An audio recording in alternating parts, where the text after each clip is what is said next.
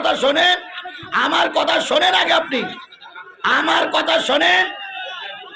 না না না না, আমার কথাকে শুনতে হবে, আমার কথা শুনতে হবে, আমার কথা শোনাই লাগবে তোমাদের, আমার কথা শোনাই লাগবে। তোমরা গরু হিসেবে আমার কিনে নিয়ে শুনি না ভাই, না বলতে দেন, আমার বলতে দেন, আমার বলতে দেন। এই যে রৌফ ভাই বলেছে না টাকা ছাড়া বক্তা আসেনি, এটা বক্তাদের একটা দুর্নাম, এটা বক্তাদের একটা দুর্নাম। আমি টাকা নিয়ে আসিনি, কথা ভুল কথা। আমি টাকা না না রাখেন রাখেন না, আমার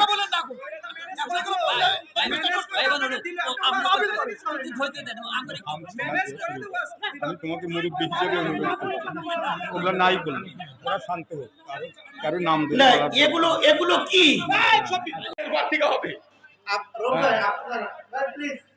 আমরা কোথায় পয়সা খরচ করে তাকে টাকা ছাড়া মানুষ নাই, সেটা কিসের আলেম তারা?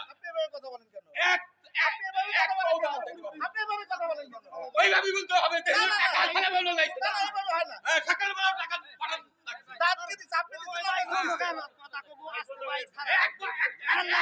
দেখতে দিব না, যদি এখানে দহন করে ফেলা যায় এইবার পাবনা নাকি এক পাও যাইতে দিব না।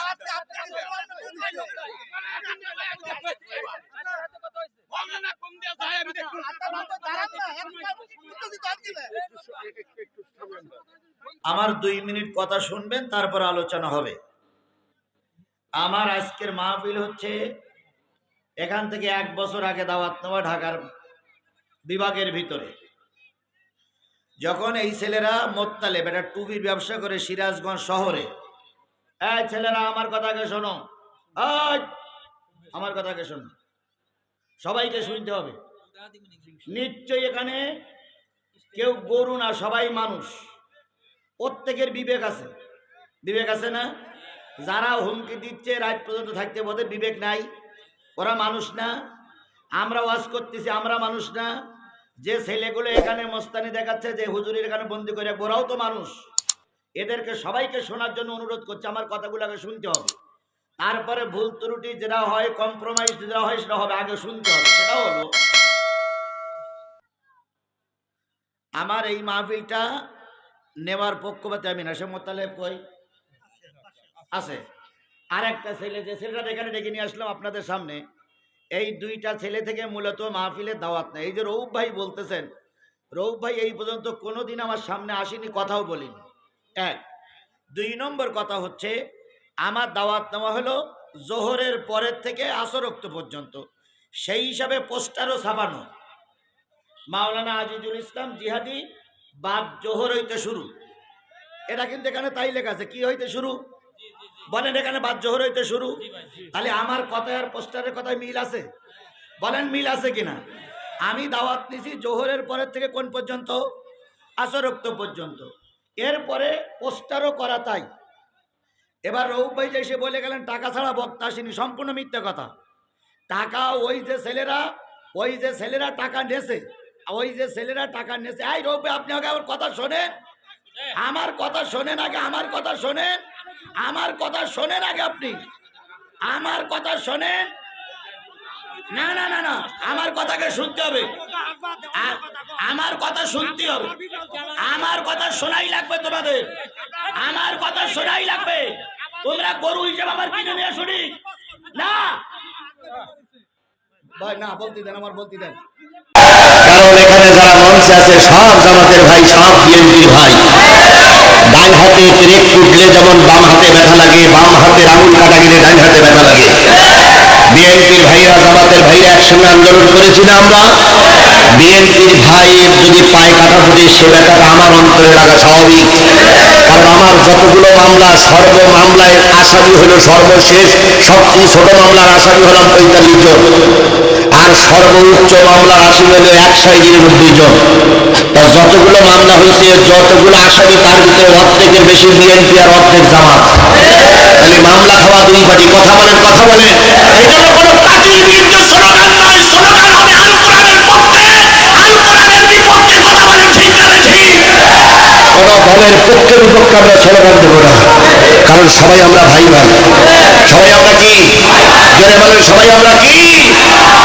যদি টুকু সাহেব পাশ করে, স্যালুট, আলহামদুলিল্লাহ। যদি আমার প্রিয় ভাই জাহিদ সাহেব পাস করে ডবল ছিল। আমরা কারোর পক্ষেও নয়, বিপক্ষেও নয়, আমরা সবাই কিসের পক্ষে? আল্লাহ আমাদের বোঝার তৌফিক দিক। আর একটু জোরে বলেন আমিন। তবে অবশ্যই আমরা আওয়ামী লীগের বিপক্ষে, তবে সব আওয়ামী লীগের বিপক্ষে নয়, যারা দেশের মাল খেয়ে চলে গেছে তাদের বিপক্ষে।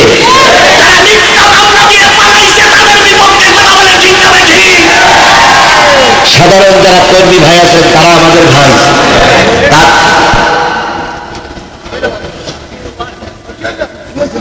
আচ্ছা, ওটা আমার ভালো হয়েছে, আমি দেখতেছি। আল্লাহ আমাদের সাধারণ যারা আওয়ামী লীগ তাদের বিরুদ্ধে আমাদের কোনো অভিযোগ নাই, কারণ ওরা তো কিছু বুঝতো না, ওরা এমনি আলেমদেরকে ফাঁসির কাস্টে ঝুলতে হয়েছে। আজও সেই ৭১কে সামনে নিয়ে একদল রাস্তায় নেমেছে। কথা বলেন, কথা বলেন, কথা বলেন। এই ৭১-এর পক্ষে, ৭২-এর পক্ষে, ৭৩-এর পক্ষে কালামি করার কারণে শেখ হাসিনার পালাইতে হয়েছে। কথা বলেন, কথা বলেন, কথা বলেন। যখন কোটা আন্দোলন চলছিল তখন শেখ হাসিনা রহমাতুল্লাহ আলাইহি উনি বলেছিলেন, যারা কোটা আন্দোলনের পক্ষে আন্দোলন করছে এরা সব রাজাকারের বাচ্চা। কিসের বাচ্চা? এই কথাটা বললো রাত ৮টা-৯টার সময়। কথাটা 12টার ভিতরে গোটা বাংলাদেশে ছড়িয়ে পড়লো। ঢাকা বিশ্ববিদ্যালয় সহ সকল বিশ্ববিদ্যালয় থেকে একটাই স্লোগান, তুমি কে আমি কে, তুমি কে আমি কে, কে বলেছে, কে বলেছে। এই স্লোগানকে ঠেকানোর জন্য শেখ হাসিনা গুলির অর্ডার দিল। যত ছেলেরা রাস্তায় নেমেছে তার থেকে বেশি ছেলেরা, যত ছেলেরা রাস্তায় মরেছে তার থেকে বেশি ছেলেরা রাস্তায় নেমেছে। শেষ পর্যন্ত এদের দমন করতে না পেরে কুকুরের মতন তার দলের নেতাদেরকে রাস্তায় নেমে কুকুরের মতন পালিয়ে যেতে বাধ্য হলো। সেই ৭১ বলতে দিয়ে শেখ হাসিনা পালাইছে। আবারও যদি আপনারা সেই যুদ্ধ অপরাধী নিয়ে সামনে আসে, ওই যুদ্ধ অপরাধী ইস্যু নিয়ে ভারতকে যদি সন্তুষ্ট করার জন্য সামনে নিয়ে আসে, আগের কালকে রাস্তায় নেমে আপনাদেরও জনগণ পাছায় লাথি দিয়ে সেই রাস্তায় বার করবে।